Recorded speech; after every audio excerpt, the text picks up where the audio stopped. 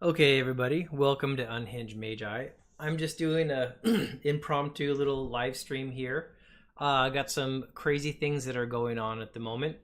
It appears Mythic Markets has actually gone down, and that's really surprising. Actually, I wasn't expecting that. So last night, I was just kind of, laying down, going to sleep, and everything, and then on the on the message thread that I share with Rudy and Tavis and all of them, Tavis sends through the message basically saying, Mythic Markets is effectively down, and I was really surprised about that. Now, just because it came out of the blue, not necessarily that it happened, but I kept looking to see if there was any other channels that were talking about it today, and no one else actually was. And I have some other plans that I'm going to be doing today, but I figured it would make sense just to actually do a little quick live stream and to talk about this live with you guys. Hey Moxbox, I can see that you just joined. How's it going, bro? So anyways, let me take you guys over to the actual the website itself so you can actually see. And here we are. We're actually on the website. You can see in Mythic Markets, and this is mythicmarkets.com. You can see they got an announcement here for read the announcement. And when you click on that, you come here. And they say big changes are coming to Mythic Markets. They're sounding very positive here. This, sounds like a cool thing. It doesn't say, hey, we're collapsing, we're going down, or something like that. But it says big changes. But when you read down over here, this is kind of one of the key phrases to take in right here. In fact, let's see if I can zoom in a bit on it. Over the course of the next few months, we intend to liquidate the assets and close the current marketplace. If you are a shareholder in any of the assets, your shares will be redeemed and you'll be paid out as outlined in the offering circular. So there's the offering circular. Anyways, so that's really interesting. So that's actually not how I thought the whole thing was going to collapse. I thought it was actually going to be quite a bit different than that.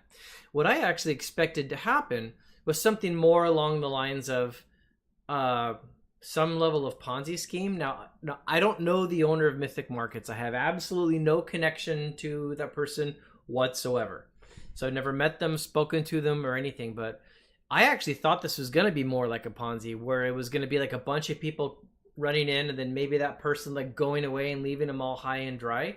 So this is a little different because he's claiming that everyone's going to get their investment back, but there's a couple of other details that I think are really interesting about it.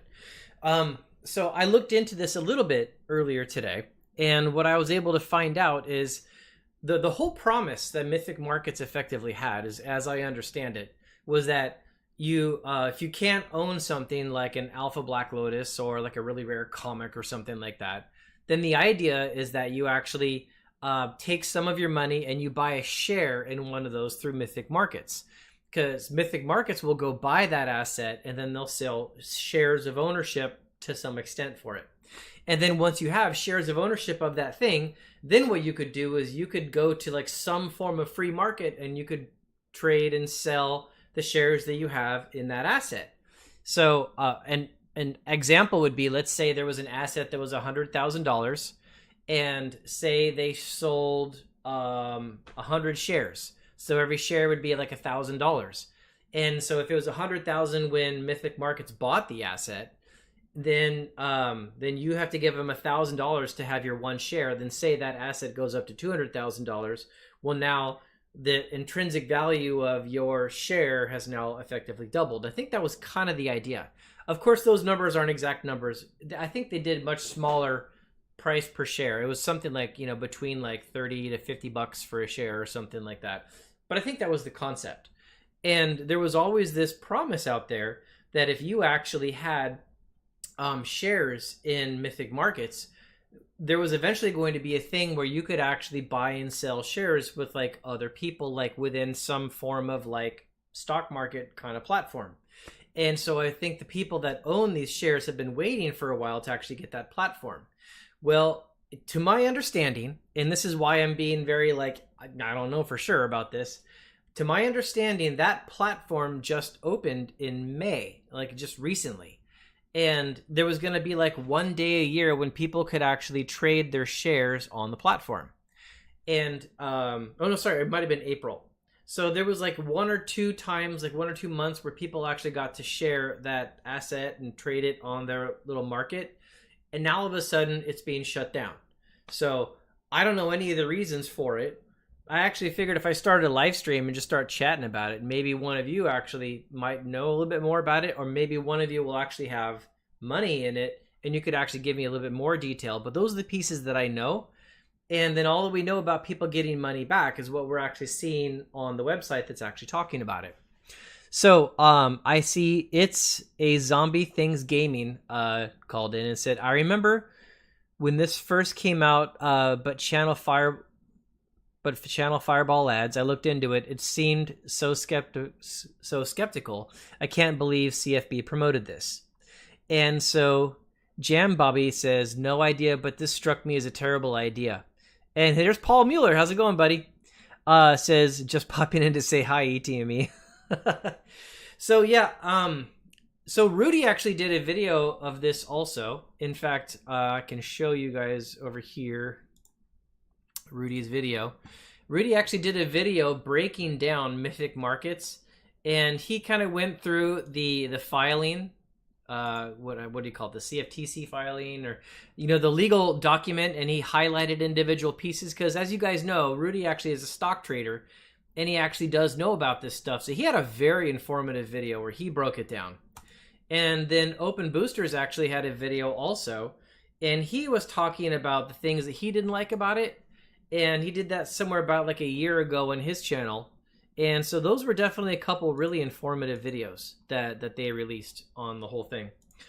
And so there's already been people coming out saying that, caution on this, or some red flags. Let's see how it's going to go.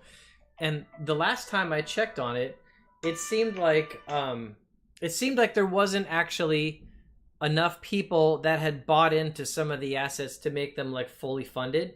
Like the last time I looked, they had an Alpha Black Lotus, and I know they also had a stack of like sealed boxes like Legends and all this stuff. And the Alpha Black Lotus, I think they were evaluating it like $120,000 or something like that, and they only had like, last I looked, like $40,000 of like funding that was put in for it. And I actually haven't been watching since then. But it is a big question what's going to happen now. So the person who runs this is either going to go like, he's either going to carry some level of respect out of it. If the people who put money in somehow get their money back out and it somewhat matches what the market value should be, this could actually go pretty well for him. Maybe people will have some faith in him remaining, like, hey, this didn't work out for this specific idea, but we got our money back on. Let's see where this is going to go. But if people don't get their money back, or they don't get enough of their money back, then this could be very negative for that person. And that's kind of what everybody was always fearing. Let me see what's going on here. MTG Unpacked said, and anyone is surprised by this? The only question was how long it would take. Surprised it took this long.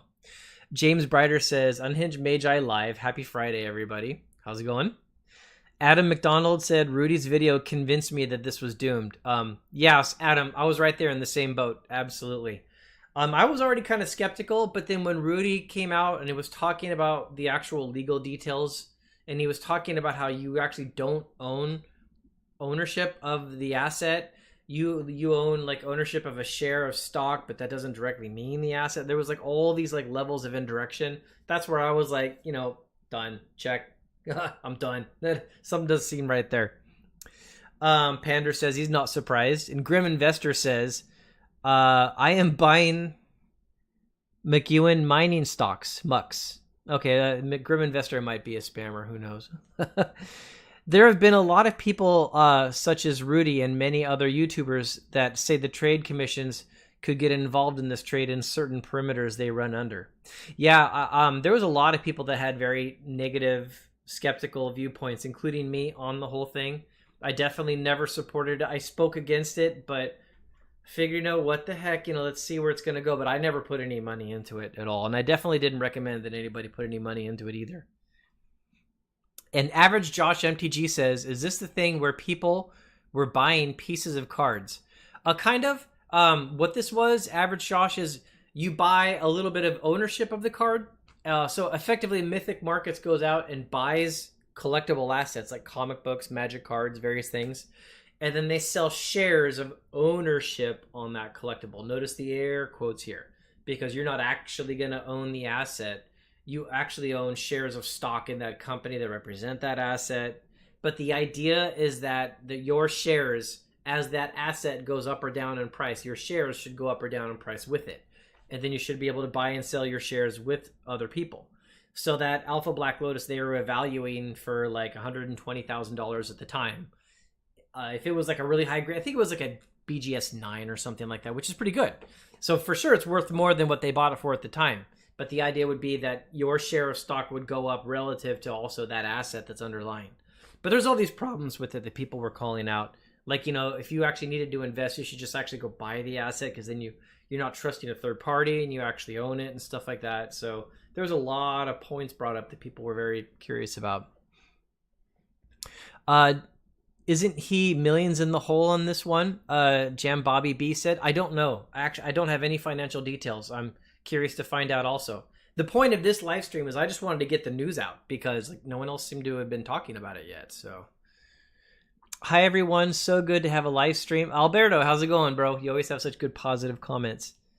I wonder what their liquidation means, Brandon Smith says. Yeah, I'm wondering the same thing. Their liquidation terms, like the rubber's going to meet the road on how this liquidation goes, how people get their money back, what exactly happens. That's definitely a pretty big deal. People saying hi to each other here. And our architect says, don't hold it, don't own it. Dude, I totally agree. That's one of the major reasons people actually, like when they invest in like gold and silver, for instance, they actually buy physical bullion instead of actually buying SLV or GLD, the actual ETF paper trades. Same kind of reason. If you don't hold it, you don't own it, right? So James Brighter said, I would rather own a portion of a real estate asset.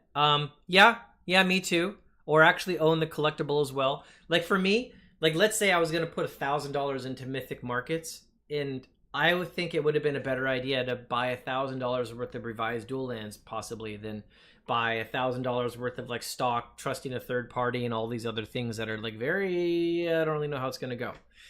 But I do need to say though, the concept had some level of merit.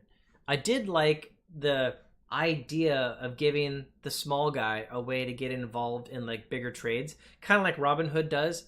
I personally like the essence of that, but the implementation of this is it's really important how it's implemented and how do people know they're trusted and how is it backed up and things like that as well. View said, let me guess, this guy is going to reboot this into a DeFi token collateralized with geek collectibles. Maybe he got spooked by the SEC. So a lot of you that have just joined, you might not have heard. A lot of people who bought into Mythic Markets were always promised they were going to get this trading platform where they could buy and sell and trade their stocks. And I think that just opened like a month or 2 months ago. And they had like a really short period of time where they could actually like openly trade their shares of stock with other people. And I have no idea how that actually went. I'm hoping someone that actually calls in can give us some info on that. But I think that just happened. So there was just some market trading. And then all of a sudden now they're like, we're done. So it makes me feel like something happened there. Chapter 9, laugh out louds. But they never established a secondary market for their shares, so the only out was a share buyback from Mythic Markets, right? Company man, no, they apparently just opened a market, and like if you go to their website and actually, see, how can I show that? Let me think for a second. If I go here to Instagram, then if I search.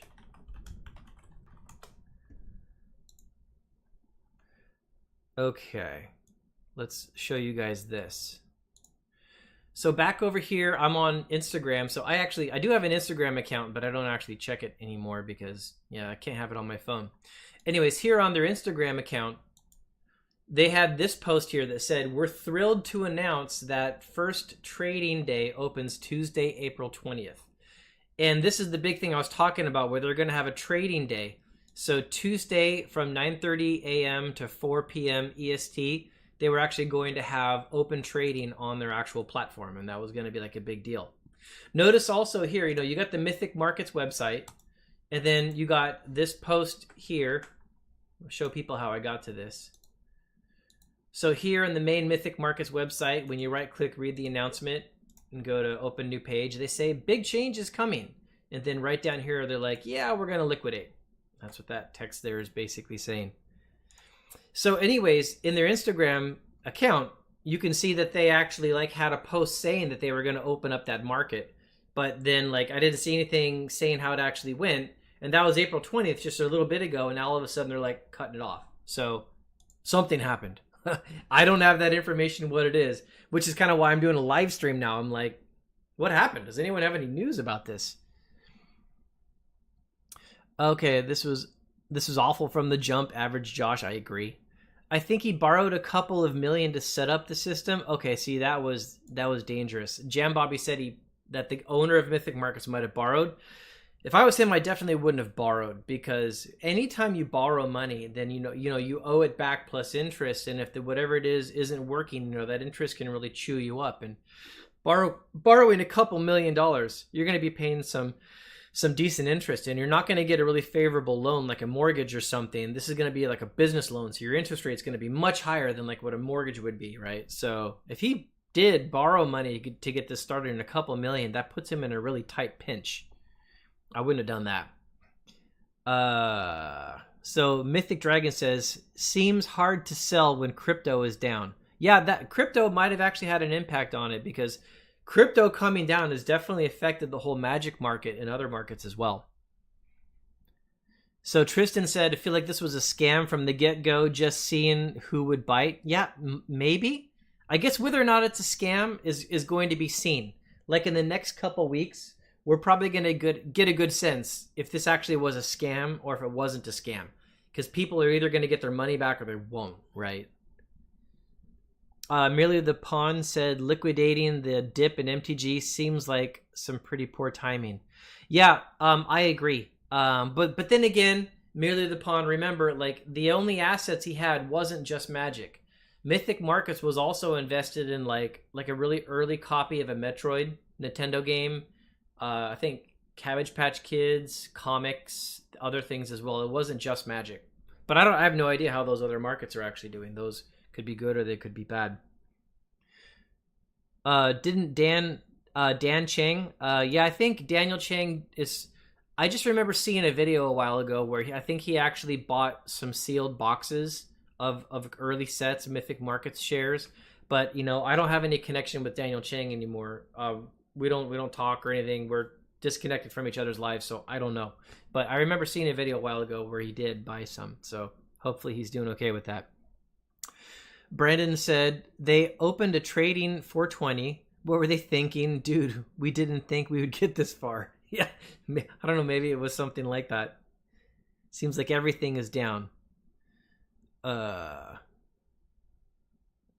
I would call him. Yeah.